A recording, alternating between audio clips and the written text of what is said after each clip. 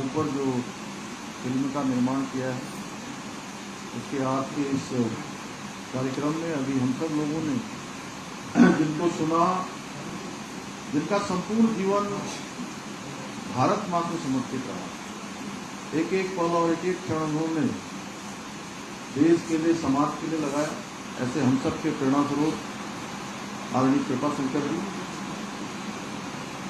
और इस फिल्म के निर्माता, और जिन्होंने बहुत मेहनत करके, कैसे उन्होंने बताया कि 34 दिनों तक इस फिल्म का जो काम चला, उन्होंने एक एक दिन का प्रण लिया था और व्रत के रूप में इसको उन्होंने आगे बढ़ाने का काम किया।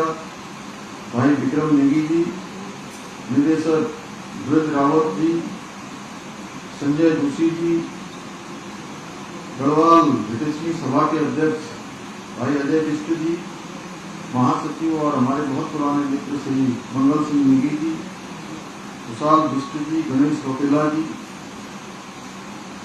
सुशीला रावत जी, सुरेश पांडे जी, जगमोहन रावत जी, महावीर राणा जी, अमर पंत जी, सूर्य प्रकाश सेमवाल जी, ब्रजमोहन वेदवाल जी, मनोहर रावत जी, गुलाब सिंह जाड़ा जी, कोषाध्यक्ष और हमारे संगठन मंत्री विश्व हिंदू परिषद आदि सुबोध जी, हमारे गढ़वाल जी, मेरे साथ आए हुए श्री सतीश लखेड़ा जी, हमारे गोलिया जी, राणा जी और नेगी जी समेत में आप सभी लोगों से लगभग काफी लोगों से परिचय है मेरा। मैं नाम की औपचारिकता में नहीं जाता हूँ। यहाँ पर उपस्थित हमारे सभी आए हुए, सभी हमारे उत्तराखंड से जुड़े हुए सभी प्रवासी भाइयों एवं बहनों, पत्रकार मित्रों, छायाकार बंधुओं और फिल्म के सभी हमारे कलाकार बंधु, जिन्होंने एक नई हिम्मत जुटाकर एक शानदार फिल्म को बनाने का काम किया है। और वह फिल्म भी ऐसी, जब अभाव का जीवन होता था, कठिन समय होता था, उस समय के संघर्ष को नई पीढ़ी के सामने रखने का काम आपके इसके माध्यम से हो रहा है। मैं हमारे विक्रम नेगी जी को और उनकी पूरी टीम को मैं बहुत बधाई देता हूँ, बहुत शुभकामनाएं देता हूँ कि उन्होंने बड़ा हिम्मत का काम किया। मैं अभी आदरणीय भाई साहब कृपाशंकर जी से पूछ रहा था कि इसमें कितना खर्चा लग गया होगा, और मैं सोच रहा था कितने दिनों में फिल्म बनी होगी, क्योंकि मैंने बहुत विस्तार से नहीं पूछा। पहले मुझे विक्रम भाई ने बताया कि इसका जो प्रोमो है उसके लिए वो अभी देहरादून में और वहाँ करना भी चाहते थे, लेकिन क्योंकि आज मैंने कहा कि मैं दिल्ली में रहने वाला हूँ, तो मैं सोच रहा था कि पहले वहीं उत्तराखंड सदन में ही कार्यक्रम हो जाता, लेकिन अब मुझे यहाँ आकर ये आप सबकी संख्या देखकर ऐसा लग रहा है कि उत्तराखंड सदन का जो हॉल है वो इतना बड़ा नहीं है, इसलिए वहाँ ये कार्यक्रम के लिए जगह छोटी पड़ जाती। विक्रम जी कह रहे थे कि मैं वहीं आना चाहता था, मुझे यहाँ पर आकर अच्छा लग रहा है कि आप सबकी उपस्थिति को देखकर बड़ी संख्या में आप लोग एकत्र हुए हैं। आज श्रीदेव सुमन जी का बलिदान दिवस भी है, और मैं यहाँ आने से पहले उत्तराखंड सदन में उनको अपने श्रद्धासुमन वहां पर अर्पित करके आया हूँ। और निश्चित रूप से उन्होंने दुनिया के लोगों को, विशेषकर प्रदेश के लोग, आज जो ये उनके जीवन पर आधारित फिल्म बनी है, उस फिल्म से एक अलग जगेगी। और जो बड़ा कंट्रीब्यूशन उस समय के कालखंड में उन्होंने अपने आंदोलन से, अपने संघर्ष से, और किस प्रकार से उन्होंने अपने को तिल तिल जलाकर उस व्यवस्था के खिलाफ, या जो खराब व्यवस्था उस समय चल रही थी, उस व्यवस्था के खिलाफ आवाज उठाने का काम किया था। श्रीदेव सुमन जी वास्तव में हमारे मुक्ति के नायक थे, और उन्होंने बहुत बड़ा काम किया था। वहाँ पर श्रीदेव सुमन विश्वविद्यालय भी उत्तराखंड के अंदर स्थापित है, और यह कह सकता हूं मैं कि उन्होंने एक साधना हमारे लिए करी, आने वाली पीढ़ियों की करी। और इस प्रकार के जो महानायक हैं, उन सभी महानायकों के जीवन पर निश्चित रूप से कुछ न कुछ होना चाहिए। और इसमें विक्रम नेगी जी और उनकी टीम आगे आई है, इसलिए मैं उनको फिर से बहुत शुभकामनाएं करता हूँ, बधाई देता हूँ कि उन्होंने शानदार काम किया है। हम सब लोग जो भी राजनीति के क्षेत्र में आज काम करते हैं या समाज के क्षेत्र में काम करते हैं, जो भी नवोदित हैं, उन सब लोगों के लिए श्रीदेव सुमन और हमारे आने वाली नवोदित पीढ़ी के लिए एक प्रेरणा है। जिन्होंने 84 दिन की भूख हड़ताल करके बलिदान देने का काम किया, वो एक उनको सीख भी दे गए कि कोई भी अगर संकल्प हम जीवन में लें और संकल्प में कोई विकल्प न हो, और इसी से प्रेरणा देते हुए हमने उत्तराखंड के अंदर भी विकल्प रहित संकल्प लेकर आगे बढ़ने का निश्चय किया। आप सबके आशीर्वाद से, आप सबकी शुभकामनाओं से कि आने वाले समय में उत्तराखंड हमारा हिंदुस्तान के हर क्षेत्र में अग्रणी बने, हिंदुस्तान के श्रेष्ठ राज्यों में हमारी गिनती हो, अग्रणी राज्यों में गिनती हो, उसके लिए हम लगातार काम कर रहे हैं। और जहां तक फिल्म की बात है, क्योंकि आज इसके प्रोमो में आया हूं, तो हमने फिल्म के क्षेत्र में लगातार काम किया है। और कोरोना महामारी के दौरान भी अनेकों, अभी अगर हम प्रतिवर्ष का हिसाब लगाएं तो 200 धारावाहिक एवं फिल्में प्रतिवर्ष उत्तराखंड में शूट हो गई। और एक दिन मैं देहरादून में फिल्म के सभी कलाकार पूरे देश भर से आए थे, पूरा फिल्म फेयर लगा हुआ था, तो मैं उसमें वो बात कर रहे थे कि फिल्म डेस्टिनेशन कौन से होंगे, शूटिंग डेस्टिनेशन कौन से होंगे। तो मैं उनसे कह रहा था कि उत्तराखंड में जिधर नजर दौड़ाइए, जिधर आप जाइए, हर जगह आपको डेस्टिनेशन दिखाई देगा। पूरे हिंदुस्तान में से कोई जगह ऐसी आपको दूसरी नहीं दिखाई देगी जहां पर पूरा हमारा 71% क्षेत्र आज वनों से आच्छादित है, पूरा पर्वतों से आच्छादित है, प्रकृति से आच्छादित है। नदियां हमारे यहाँ गंगा, यमुना, महाकाली, शारदा, अलकनंदा, भागीरथी, अनेकों, अगर मैं उनका नाम लूं तो इतने सारे। और जो भाई साहब कह रहे थे कि आज जो पहाड़ का पानी है वो पूरे भारत के काम आ रहा है, पहाड़ के साथ साथ सबके काम आ रहा है। टिहरी डैम हमारा बन चुका है। उसी प्रकार से हमारी जवानी भी आज विभिन्न क्षेत्रों में, देश दुनिया के अंदर, अगर मैं कहीं भी जाता हूं, किसी भी शहर में जाता हूं, किसी देश के कोने में जाता हूं, तो हमको उत्तराखंड के युवक, उत्तराखंड के समाज के लोग, जिन्होंने अपने अपने क्षेत्रों में अनेकों विशिष्टताएं प्राप्त की हैं, अपना नाम उन्होंने वहां पर बनाया है, समाज के अंदर प्रतिष्ठा बनाई है। और मैं कहता हूं जितने लोग उत्तराखंड में रहते हैं, जो हमको सीधे सीधे चुनने का काम करते हैं, उतने ही लोग उत्तराखंड के बाहर भी रहते हैं। और विशेषकर दिल्ली में, तो आने वाले समय में दिल्ली में भी, आज भी और आने वाले समय में भी आप सबकी एक बड़ी भूमिका है। यहाँ रहकर आप उत्तराखंड के लोगों को भी जो है अनेकों प्रकार से अपना सहयोग प्रदान करते हैं।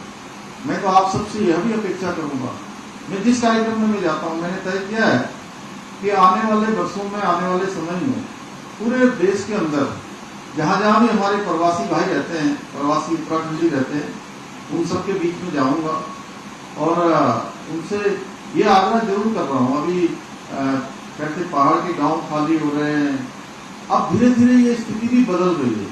अब लोग इस कोरोना महामारी के बाद अपने घरों को वापस लौट रहे हैं, और ऐसे ऐसे लोग जो बहुत वेल क्वालिफाइड जिनको कह सकते हैं, जिनके अंदर अनेक प्रकार की सिद्धताएं हैं, अनेक प्रकार की विशेषताएं हैं, वो लोग अपने गाँव को आ रहे हैं और अपना कारोबार अब गाँव में खड़ा कर रहे हैं।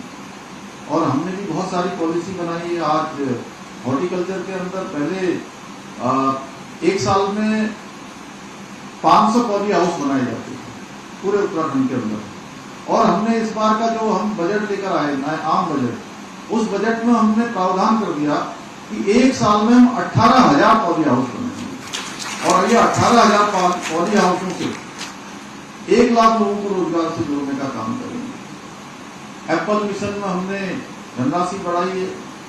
एक बड़ी जो कंसल्टेंसी फर्म है उनकी भी हम सहायता ले रहे हैं। आने वाले समय में हमको कई गुना इसमें हमारी अपार संभावना है। इसको देखते हुए एप्पल मिशन हमने लागू किया है। टीबी के क्षेत्र में बहुत संभावनाएं उत्तराखंड के अंदर है। टीबी उत्पादन के क्षेत्र में टीबी मिशन शुरू किया है। दालचीनी के क्षेत्र में हमने दालचीनी मिशन शुरू किया है। तिमूर मिशन शुरू किया है। इसी प्रकार से मिलेट मिशन भी, और मिलेट का हम एक बोर्ड बनाने जा रहे हैं जिसमें मड़वा, झिंगोरा, चौलाई, रामदाना, ये जितने भी हमारे जो प्राकृतिक रूप से परंपरागत रूप से होने वाले हमारे अनाज थे, उन सभी को बढ़ावा देने के लिए हम लोग काम कर रहे हैं। आज पर्यटन के क्षेत्र में कि पर्यटन बढ़े, अनेकों ऐसे स्थान हैं उनमें हम पर्यटन के लिए अलग अलग स्थानों को चिन्हित करके उनको जो है पब्लिक सेक्टर में पीपीपी बोर्ड में देने का जो है हमने ये प्रस्ताव आगे बढ़ाया है। और 100% सब्सिडी तक इस क्षेत्र में देने का भी प्रावधान हमने इस बार अपनी कैबिनेट से कर दिया है। होम स्टे हमारे राज्य के अंदर एक बड़ी हमारे लिए आधार बनने वाले हैं। आर्थिक आधार, रोजगार का भी आधार, उसको भी जो है लगातार हमारी सरकार प्रोत्साहन कर रही है। पशुधन के क्षेत्र में हम लोग काम कर रहे हैं। मत्स्य पालन के क्षेत्र में काम कर रहे हैं। हर क्षेत्र में आज कृषि के क्षेत्र में जो हमारा प्राइमरी सेक्टर है उसको बढ़ाने के लिए हम तेजी से काम कर रहे हैं। ऐसे अनेकों कार्य आज हमने बढ़ाए हैं। उद्योगों के लिए हम नई पॉलिसी ला रहे हैं। इस साल दिसंबर माह में हम ग्लोबल इन्वेस्टर समिट करने वाले हैं, जिसमें पूरे देश दुनिया के उद्योग समूह से जुड़े हुए लोगों को हम बुलाएंगे। माननीय प्रधानमंत्री जी से भी हमने अनुरोध किया है कि वह भी हमको अपना मार्गदर्शन आशीर्वाद देने के लिए उसमें आएंगे। तो निश्चित रूप से उत्तराखंड के अंदर भी 6,000 एकड़ जमीन अभी हमने लैंड बैंक के रूप में निकाली है। तो जो देश दुनिया के आज सभी उद्योग क्षेत्र से जुड़े हुए लोगों के लिए एक पॉजिटिव माहौल, एक सकारात्मक वातावरण उत्तराखंड के अंदर बना है। ऐसे अनेकों चीजें आज चारधाम जाने वाली सड़कें जिस प्रकार से बन गई हैं, आप देख रहे होंगे। पहले के समय में ऋषिकेश से बद्रीनाथ जाना एक महाभारत हुआ करती थी, लेकिन अब घंटों में हम वहां पहुंच जा रहे हैं। आप दिल्ली से देहरादून आने वाले समय में मात्र 2 से 2.5 घंटे में पहुंच जाएंगे। रोड बन रही है, 1 साल में उसका काम पूरा हो जाएगा। आज भारतमाला सड़कें हों, चाहे हमारी ऑल वेदर रोडें हों, जिस प्रकार से काम हो रहा है। केदारनाथ जी का पुनर्निर्माण का काम चल रहा है। नया केदार, भव्य केदार और दिव्य केदार 2013 की त्रासदी के बाद आपको वहां पर अब दिखाई देगा। इस साल दिसंबर माह तक वैसे हमने लक्ष्य लिया था कि हम उस काम को पूरा कर लेंगे, लेकिन पिछले 2 महीने लगातार बर्फबारी होती रही। अप्रैल माह में भी और मई के महीने में, तो उसके कारण से कुछ काम धीमा हुआ, कुछ दिनों काम बंद हो गया।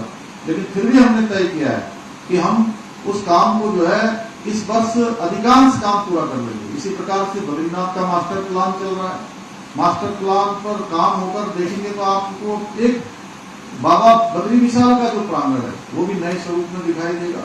इसी प्रकार से हम मानस खंड में चले जाएंगे, कुमाऊं क्षेत्र में, तो वहां भी हमने जागेश्वर धाम से अब मास्टर प्लान शुरू कर दिया है। मंदिर माला मिशन, उसके अंतर्गत सभी मंदिरों को उनका सौंदर्यीकरण है, विस्तारीकरण है।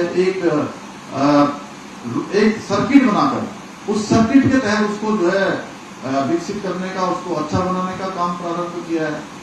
अभी हमारा आने वाले समय में लिपू लेक और नया लिपू लेक, वहां तक हमारी जो है सड़क मार्ग से कैलाश मानसरोवर की यात्रा भी उत्तराखंड के रास्ते से हो पाएगी।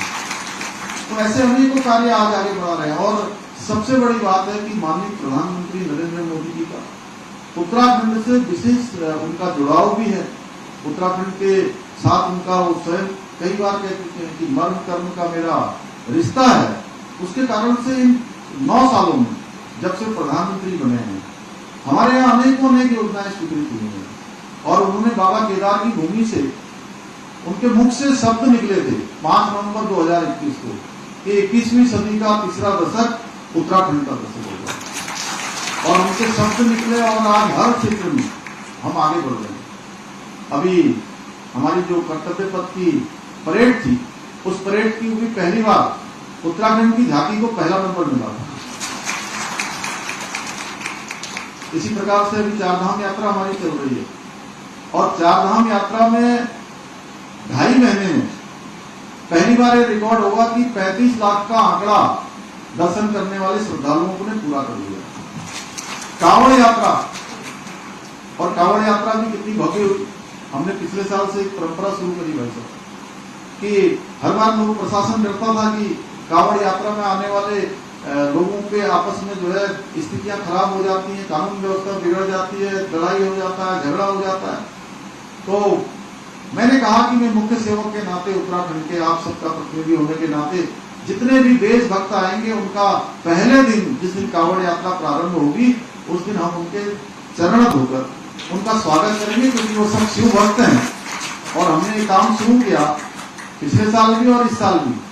एक भी घटना नहीं हुई, भगवान महादेव की कृपा से, मां गंगा की कृपा से।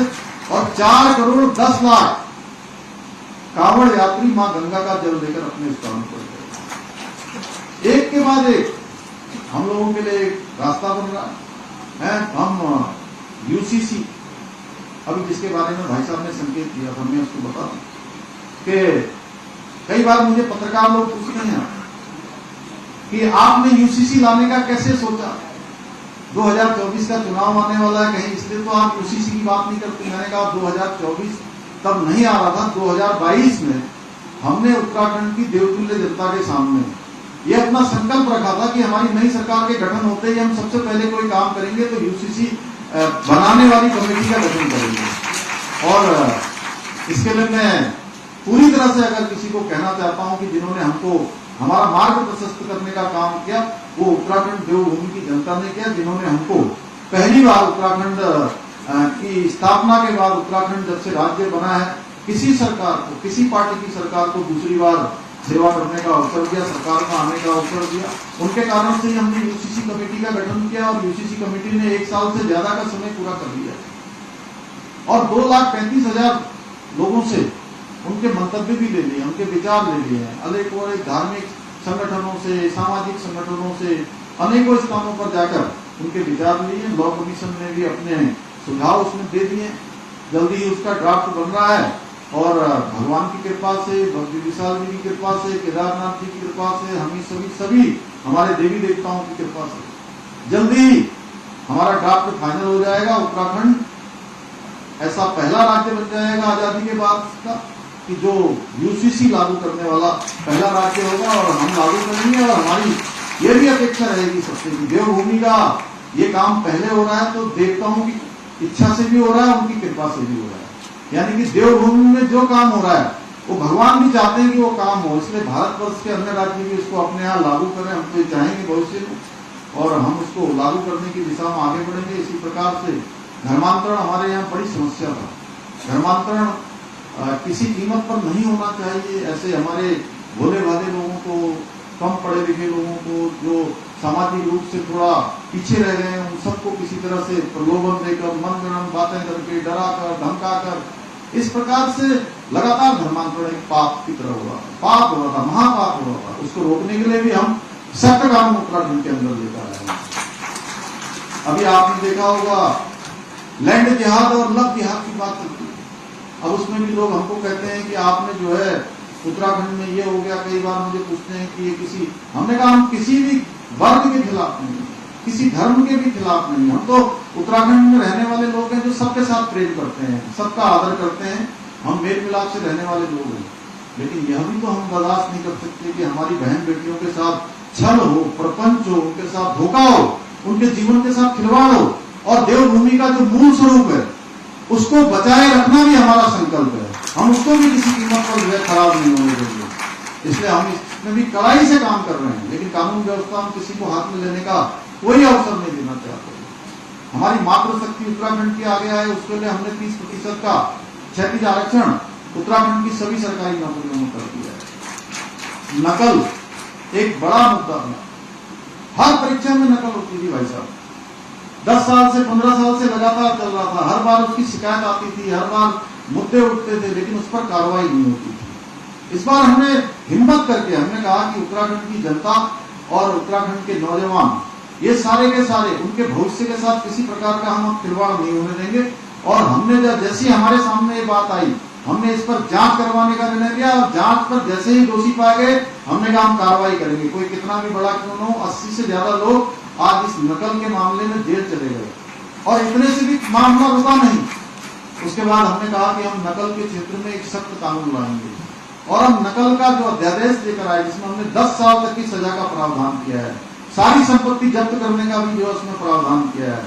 उसका असर ये हुआ कि अभी तक 4 परीक्षाओं में 5.5 लाख भाई बहनों ने हमारे उत्तराखंड के भाग लिया और मुझे खुशी हो रही है। जब मैं ये लागू कर रहा था उस समय मैंने नहीं सोचा था कि इसका कितना व्यापक असर होगा। हाँ, मैं उस समय ये जरूर सोचता था कि ये नकल रुकनी चाहिए, क्योंकि ये नकल एक ऐसे माता पिता के बेटे और बेटी के सपनों पर कुठाराघात है, उनके सपनों पर ऐसी लूट है कि उनकी जो सारी कमाई है जीवन भर की, जो उनकी पढ़ाई लिखाई की मेहनत है वो बेकार हो जाती थी, उनके पास कुछ नहीं रह जाता था। आप स्वयं सोचिए कि किसी गरीब माता पिता जो अपने बेटे बेटी को पढ़ाने के लिए कोई दूध बेचता है, कोई घी बेचता है, कोई सब्जी बेचता है, कोई अपने जेवर गिरवी रखता है, तब अपने बच्चों को पढ़ने के लिए भेजता था। उन बच्चों का क्या होगा? तो मैंने उस समय यही सोचा कि नकल रुकनी चाहिए। लेकिन आज मुझे पिछले 4-5 दिनों से मुझे संतोष हो रहा है कि इतने सारे बच्चे, एक सुजान नेगी हमारा चमोली का, एक टेहरी का, कोई जो है उत्तरकाशी का, पिथौरागढ़ का, एक बेटे बेटियां हमारे एक परीक्षा में नहीं भाई साहब, जो एक परीक्षा में पास हो रहा है वो 3-3 परीक्षाओं में पास हो रहा है, 3-3 परीक्षाओं में।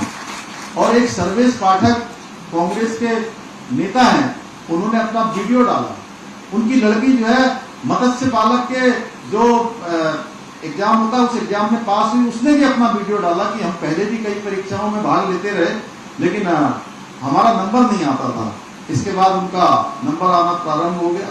तो निश्चित रूप से मैं बधाई भी देना चाहता हूं सभी लोगों को और आप सब लोगों का आज धन्यवाद भी करना चाहता हूं। अभी भाई साहब ने कहा कश्मीर फाइल्स की जो शूटिंग है वो अभी उत्तराखंड में हुई थी और भी फिल्में बन रही है उत्तराखंड में। और हमने इसके लिए अभी तक 25 लाख रुपए की जो सब्सिडी है क्षेत्रीय फिल्मों के लिए उसका प्रावधान किया है। आगे के लिए हम इसको बढ़ा रहे हैं और 2 करोड़ तक को जो है इसका लगभग हमने करने का निर्णय लिया है। और shooting free of cost Uttarakhand के अंदर है ऐसी फिल्मों के लिए जो हमारी क्षेत्रीय फिल्में है। गेस्ट हाउस में 50% का हमने डिस्काउंट किया है शूटिंग करने वालों के लिए, वहां पर जो हमारे सरकारी गेस्ट हाउस है। इस मामले में भारत सरकार ने उत्तराखंड सरकार को प्रथम पुरस्कार यानी बेस्ट शूटिंग डेस्टिनेशन का भी पिछले वर्ष हमको मिला है।